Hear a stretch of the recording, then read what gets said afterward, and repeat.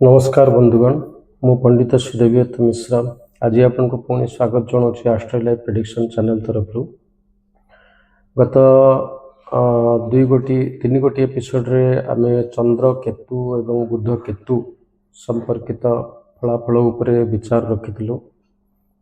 आज आमे शनि एवं केतु संपर्क रे कौन फलाफल हम से विषय विचार रखिबा। विचार रखा पूर्व आमे शनि एवं केतु विषय रे प्रथम जानिया दरकार जे शनि आपन को कौन फल दियंती एवं केतु कौन फल दियंती बा से माने को जिनसर सिग्निफिकेटर लक्ष्य रखंतु। शनि आमर कर्मस्थान को बुझाए, आम कर्म को बुझाए। शनि बड़ भाईर कारक। केतु शनि आगे केतु शनि समय कारक, कालर कारक मध्य।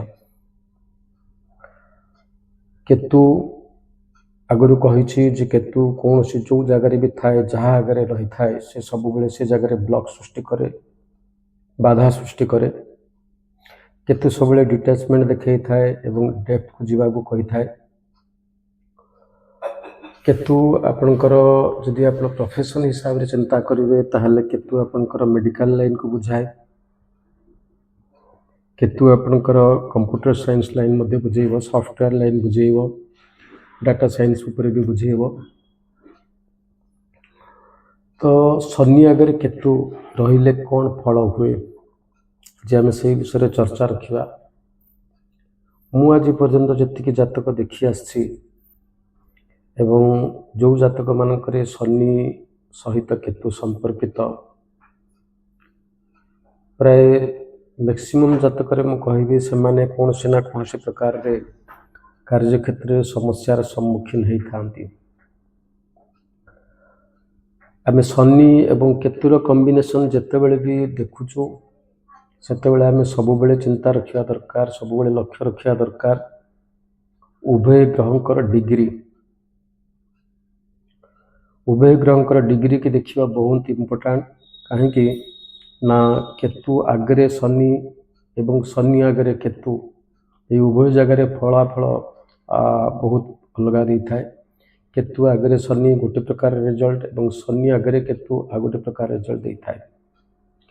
तो शनि आगरे केतु कौ जगार थाए मन कर डिग्री वाइज आपनकर गोटे भाव शनि आगरे केतु अच्छी किंबा शनिकर द्वितीय भाव में केतु अच्छी किंबा शनिकर ट्राइन अर्थात कोण त्रिकोण पंचम नवम भाव में केतु अच्छा। या आम शनि एवं केतुर कॉम्बिनेशन बोली कही था कि डिग्री वाइज जदि केतु आगे था शनि पछरे था तार रिजल्ट अलग एवं शनि आगे था केतु पछरे था यार रिजल्ट अलग।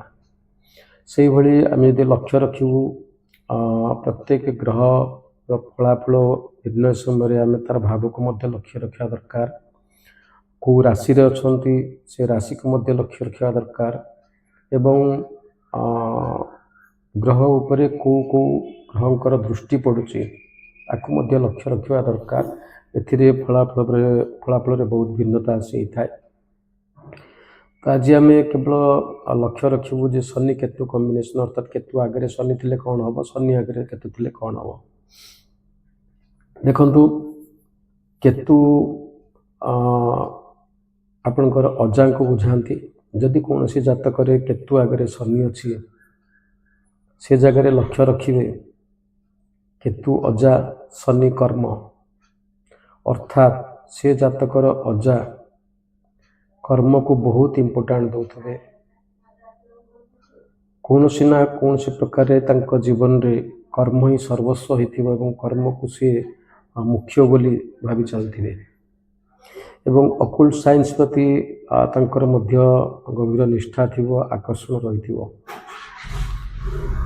कि जदि शनि आगे कौन सी प्रकार केतु अच्छी ये बहुत इम्पोर्टेंट कॉम्बिनेशन। कौन सी जातक शनि आगे केतु जदि रही आप लक्ष्य रखिए से प्रकार व्यक्ति बारंबार कर्म क्षेत्र में परिवर्तन करथांती। कारण कौन सी भी कर्म से करिया को जानती से प्रकार पसंद आसेनी। ସେମାନଙ୍କର ଚଏସ୍ ସେମାନଙ୍କର ନଥାଏ, ଅର୍ଥାତ୍ ସେମାନଙ୍କୁ ଯେଉଁ କର୍ମ ମିଳିଥାଏ ସେମାନେ ସେ କର୍ମକୁ ଯେହେତୁ ପସନ୍ଦ କରନ୍ତି ତେଣୁ ସେଥିରେ ବାରମ୍ବାର ପରିବର୍ତ୍ତନ କରିବାକୁ ଚେଷ୍ଟା କରିଥାନ୍ତି। ନୁହଁ କି ଏ ଜାଗାରେ କର୍ମ ସେମାନଙ୍କୁ ଖରାପ ମିଳେ, କର୍ମ ଭଲ ମିଳେ, କିନ୍ତୁ କର୍ମ କ୍ଷେତ୍ରରେ ସେମାନେ ବାରମ୍ବାର ପରିବର୍ତ୍ତନ ଏଇଥିପାଇଁ କରିଥାନ୍ତି ସେମାନଙ୍କର ମନ ମୁତାବକ କର୍ମ ତାଙ୍କୁ ମିଳିନଥାଏ।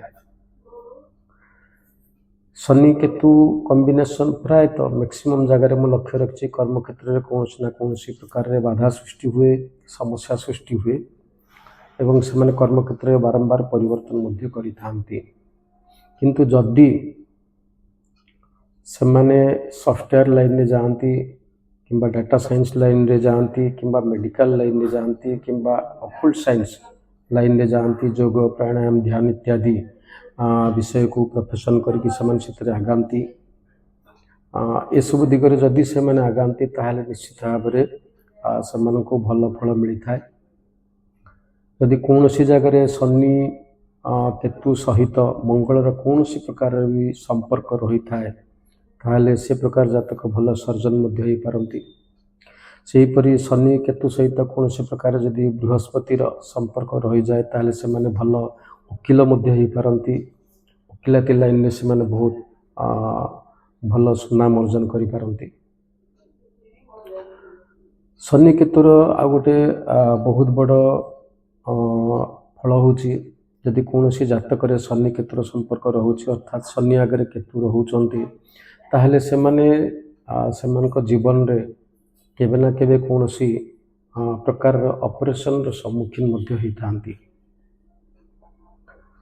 ତ ଇଏ ଗଲା ଫଳାଫଳ ଉପରେ। ବର୍ତ୍ତମାନ ଆମେ ବିଚାର କରିବା ଯେ ଏ ପ୍ରକାର ଫଳ ଯଦି ଜାତକ ପାଉଥାନ୍ତି ତାହେଲେ ତାର ପ୍ରତିକାର କ'ଣ। ଅନେକ ସମୟରେ ଆମେ ଲକ୍ଷ୍ୟ ରଖିଛୁ ଅନେକ ଲୋକ ବହୁତ ଛୋଟ ବ୍ୟବସାୟ କରନ୍ତି, ଛୋଟ ବିଜନେସ୍ କରିଥାନ୍ତି, ଗ୍ରାଉଣ୍ଡ ଲେଭେଲରୁ ସେମାନେ ଆଗେଇକି ଧୀରେ ଧୀରେ ଉନ୍ନତି କରିଥାନ୍ତି, କିନ୍ତୁ ହଠାତ୍ ତାଙ୍କ ମନରେ ଗୋଟେ ଭାବନା ସୃଷ୍ଟି ହୁଏ ଯେ ଆମେ ଛୋଟ ବିଜନେସ୍ ବନ୍ଦ କରିଦେବା, ଛୋଟ ବିଜନେସ୍ ବନ୍ଦ କରିକି ଟିକେ ବିଜନେସ୍ଟାକୁ ଆଉ ଟିକେ ଭଲ ଭାବରେ ଡେଭଲପ୍ କରିବା, ବଡ଼ ଆକାରରେ କରିବା, ଦୋକାନଟା ବହୁତ ବଡ଼ ଆକାରରେ କରିବା ଏବଂ ସୁନ୍ଦର ଭାବରେ କରିବା। ତ ଇଏ ଯେତେବେଳେ ଏସବୁ କାମ ସେମାନେ କରନ୍ତି ଆପଣ ଲକ୍ଷ୍ୟ ରଖିଥିବେ, ଅନେକ ସମୟରେ ଲକ୍ଷ୍ୟ ରଖିଥିବେ ଦୋକାନ ଛୋଟ ଥିଲା ଏବଂ ବହୁତ ଭଲ ବ୍ୟବସାୟ ମଧ୍ୟ ଚାଲିଥିଲା, କିନ୍ତୁ ଯେଉଁ ମୁହୂର୍ତ୍ତରେ ତାକୁ ଆମେ ଭାଙ୍ଗିକି ବ୍ୟବସାୟ ବଡ଼ ଆକାରରେ କରୁଛୁ, ଦୋକାନକୁ ବହୁତ ବଡ଼ ଆକାରରେ କରୁଛୁ, ସେତେବେଳେ ଆମେ ଦେଖୁଛୁ ସେ ଲୋକର ସର୍ବନାଶ ହେଉଛି। ଯେଉଁ ପରିମାଣରେ ତାର ବ୍ୟବସାୟ ଚାଲୁଥିଲା ସେ ବ୍ୟବସାୟରେ ହଠାତ୍ ବାଧା ଆସିଯାଉଛି ଏବଂ ବ୍ୟବସାୟ ପୁରା ଟୋଟାଲ ତଳିତଳାନ୍ତ ହେଇଯାଉଛି। ୟା ପଛରେ କାରଣ ମନେ ରଖନ୍ତୁ କେତୁ। କେତୁ ଆପଣଙ୍କୁ ସବୁବେଳେ କହୁଛି ଯେ ଆପଣ ଗ୍ରାଉଣ୍ଡ ଲେଭେଲରେ କାମ କରନ୍ତୁ, ଧୀରେ ଧୀରେ ଧୀରେ ଧୀରେ ଧୈର୍ଯ୍ୟର ସହିତ ପ୍ରତ୍ୟେକ କାମକୁ ଭଲ ଭାବରେ ମାଇକ୍ରୋ ଲେଭେଲ ପର୍ଯ୍ୟନ୍ତ ଯାଇକି ସେଥିରୁ ଶିକ୍ଷା ଗ୍ରହଣ କରି ଧୀରେ ଧୀରେ ଆଗାନ୍ତୁ। ଯଦି ଆପଣ ଏକଦମ ଗ୍ରାଉଣ୍ଡ ଲେଭେଲକୁ ଯାଇକି ଧୀରେ ଧୀରେ କର୍ମକ୍ଷେତ୍ରରେ ଆଗଉଛନ୍ତି ତାହେଲେ କେତୁ ଆପଣଙ୍କୁ ନିଶ୍ଚିତ ଭାବରେ ସଫଳ ଦେବ, କୌଣସି ସନ୍ଦେହ ନାହିଁ। କିନ୍ତୁ ଯଦି ଆପଣ କେତୁକୁ ଗ୍ରହଣ ନ କରି ରାହୁକୁ ଗ୍ରହଣ କରି, ରାହୁ ଅର୍ଥାତ୍ ଡିଜାୟାର, ନିଜର ଇଚ୍ଛାକୁ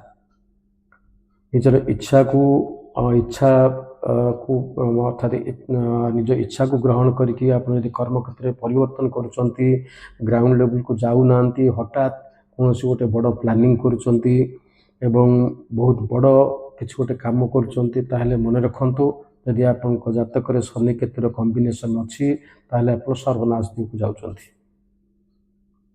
ଇଏ ଆପଣ ଲକ୍ଷ୍ୟ ରଖିବେ, ଅନେକ ଜାଗାରେ ଏ ପ୍ରକାର ଫଳ ଆପଣଙ୍କୁ ଦେଖିବାକୁ ମିଳିବ।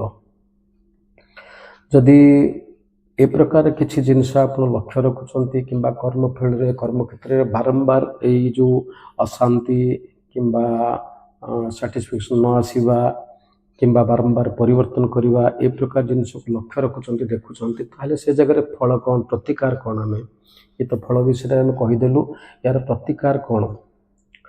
ଆଧ୍ୟାତ୍ମିକ ଦୃଷ୍ଟିରୁ ଦେଖିବା, ଶାସ୍ତ୍ରୀୟ ଦୃଷ୍ଟିରୁ ଯଦି ଦେଖିବା ତାହେଲେ କେତୁଙ୍କର ଇଷ୍ଟଦେବ ହେଉଛନ୍ତି ଗଣେଶ। ପ୍ରତ୍ୟେକ ଦିନ ଯଦି ଆପଣ ଗଣେଶ ଅଥର୍ବଶୀର୍ଷ ପାଠ କରୁଛନ୍ତି କିମ୍ବା କେତୁଙ୍କର ମୁଣ୍ଡ ନାହିଁ, ତେଣୁ ଏ ଜାଗାରେ ଯଦି ଦୁର୍ଗାଙ୍କର ମହିଷ ମର୍ଦିନୀ ସ୍ତୋତ୍ର ଆପଣ ରେଗୁଲାର ପାଠ କରୁଛନ୍ତି ତାହେଲେ ଏଥିରେ ନିଶ୍ଚିତ ଭାବରେ କିଛି ପରିମାଣରେ ଭଲ ରେଜଲ୍ଟ ମିଳିବ। ଅନେକ ଜାଗାରେ ମୁଁ ଦେଖିଛି ଶନି କେତୁର କମ୍ବିନେସନରେ ଅନେକ ଜ୍ୟୋତିଷାଚାର୍ଯ୍ୟ କ'ଣ କରନ୍ତି ନା ରତ୍ନ ପ୍ରେସ୍କ୍ରାଇବ୍ କରନ୍ତି, ଅର୍ଥାତ୍ ଶନିଙ୍କର ନୀଲମ ପ୍ରେସ୍କ୍ରାଇବ୍ କରିଦିଅନ୍ତି, ନଚେତ୍ କେତୁଙ୍କର କେଟସାଇ ପ୍ରେସ୍କ୍ରାଇବ୍ କରିଦିଅନ୍ତି। କିନ୍ତୁ ସାବଧାନ ରହିବେ, ଶନି କେତୁର କମ୍ବିନେସନରେ କେବେ ବି କୌଣସି ପ୍ରକାରରେ ଶନିଙ୍କ ଲାଗି ନୀଲମ କିମ୍ବା କେତୁଙ୍କ ଲାଗି କେଟସାଇ କେବେ ବି ଗ୍ରହଣ କରିବେନି। ଯଦି କୌଣସି ପ୍ରକାର ଗ୍ରହଣ କରୁଛନ୍ତି ତାହେଲେ ମଧ୍ୟ ଆପଣ ବିନାଶକୁ ନିମନ୍ତ୍ରଣ କରୁଛନ୍ତି। ତେଣୁ କୌଣସି ପ୍ରକାରରେ ଏ ଜାଗାରେ ରତ୍ନ ଗ୍ରହଣ କରିବା ଉଚିତ ନୁହଁ। ରତ୍ନ କେଉଁ ଜାଗାରେ ଗ୍ରହଣ କରିବେ, କେଉଁ ଜାଗାରେ ରତ୍ନ ଧାରଣ କରିବା ଉଚିତ ଏବଂ କେମିତି ଧାରଣ କରିବା ଉଚିତ ଏ ବିଷୟରେ ଆମେ ପରେ ଚର୍ଚ୍ଚା ରଖିବା। କିନ୍ତୁ ଏ ଜାଗାରେ କେବେ ବି ଆପଣ କୌଣସି ରତ୍ନ ଗ୍ରହଣ କରିବେନି। ଇଏ ଗଲା। ଦ୍ୱିତୀୟରେ ଆପଣଙ୍କର ଦ୍ୱିତୀୟ ଉପାୟ ହେଉଛି ଆପଣ ଯଦି କୌଣସି ବି କାର୍ଯ୍ୟ କରୁଛନ୍ତି ସବୁବେଳେ ମନେ ରଖନ୍ତୁ ଗ୍ରାଉଣ୍ଡ ଲେଭେଲରୁ କାର୍ଯ୍ୟ କରିବାକୁ ଚେଷ୍ଟା କରନ୍ତୁ ଏବଂ ପ୍ରତ୍ୟେକ କାର୍ଯ୍ୟକୁ ଧୀର ସ୍ଥିର ହିସାବରେ କରିବାକୁ ଚେଷ୍ଟା କରନ୍ତୁ। ପ୍ରତ୍ୟେକ କାର୍ଯ୍ୟରେ ଶିଖନ୍ତୁ ଏବଂ ଶିଖିକି ତାକୁ ଧୀରେ ଧୀରେ କାମ ଲଗେଇକି କେମିତି କାର୍ଯ୍ୟରେ ଧୀରେ ଧୀରେ ଅଗ୍ରଗତି କରିବେ ସେ ପ୍ରତି ଚିନ୍ତା ରଖନ୍ତୁ। ଦେଖିବେ ନିଶ୍ଚିତ ଭାବରେ ସଫଳତା ମିଳିବ। ତୃତୀୟ ଉପାୟ ବହୁତ ବଡ଼ ଇମ୍ପୋର୍ଟାଣ୍ଟ। ଆପଣ ଯଦି କୌଣସି କାର୍ଯ୍ୟ କରୁଛନ୍ତି ଦେଖନ୍ତୁ କେତୁ ଆପଣଙ୍କୁ ଲେଖିବା କାର୍ଯ୍ୟକୁ ବୁଝାଏ। ଆପଣ ଯାହା ବି କିଛି କାର୍ଯ୍ୟ କରୁଛନ୍ତି ସେ କାର୍ଯ୍ୟରେ ଆପଣ ଡାଏରୀ ମେଣ୍ଟେନ୍ କରନ୍ତୁ। ଆପଣ କେଉଁ କାମ କରିବେ କାମ ପୂର୍ବରୁ ଆଗ ତାକୁ ଭଲ ଭାବରେ ପ୍ଲାନିଂ କରନ୍ତୁ ଏବଂ ଆପଣଙ୍କର ପ୍ରତ୍ୟେକ ପ୍ଲାନ୍କୁ ଟିକିନିଖି କରି ଡାଏରୀରେ ଲେଖନ୍ତୁ। ଯେ ମନେ କରନ୍ତୁ କାଲି ଗୋଟେ କାମ କରିବେ ତ ଆଜି ଆପଣ ଡାଏରୀରେ ପ୍ଲାନିଂ କରିକି ଲେଖନ୍ତୁ ଅମୁକ ସମୟରେ ଏଇ କାମ କରିବା ଦରକାର, 9ଟା ବେଳେ ଏଇ କାମ, 10ଟା ବେଳେ ଏଇ କାମ, 11ଟା ବେଳେ ଏଇ କାମ, ଏ ପ୍ରକାର ଗୋଟେ ପ୍ଲାନିଂ କରନ୍ତୁ, ଗୋଟେ ଚାର୍ଟ ତିଆରି କରନ୍ତୁ ଏବଂ ସେଇ ଚାର୍ଟ ଦ୍ୱାରା ହିଁ ଆପଣ ଆପଣଙ୍କର କାମ ଆଗେଇ ଚାଲନ୍ତୁ। ଦେଖିବେ ନିଶ୍ଚିତ ଭାବରେ ଆପଣଙ୍କୁ ସଫଳତା ମିଳିବ, ଏଥିରେ କୌଣସି ସନ୍ଦେହ ନାହିଁ। ତ ଶନି କେତୁ କମ୍ବିନେସନରେ କେବେ ବି ଭୟ କରିବା ଉଚିତ ନୁହଁ। ଆପଣ ଏଇ ଦିଗକୁ ଯଦି ଆପଣ ଆଗେଇ ରଖିକି ଚାଲୁଛନ୍ତି ତାହେଲେ ଶନି କେତୁର କମ୍ବିନେସନ୍ ଆପଣଙ୍କ ଲାଗି ଖରାପ ରେଜଲ୍ଟ ନୁହେଁ ବରଂ ସୁଫଳ ନିଶ୍ଚିତ ଭାବରେ ପ୍ରଦାନ କରିବ। ଆଶା କରୁଛି ଆଜିର ଭିଡ଼ିଓଟି ଆପଣଙ୍କୁ ନିଶ୍ଚିତ ଭାବରେ ଭଲ ଲାଗିବ। ଯଦି ଭିଡ଼ିଓଟି ଭଲ ଲାଗିଲା ତାହେଲେ ଲାଇକ୍, ସେୟାର ଏବଂ ସବସ୍କ୍ରାଇବ୍ କରିବେ। ନମସ୍କାର।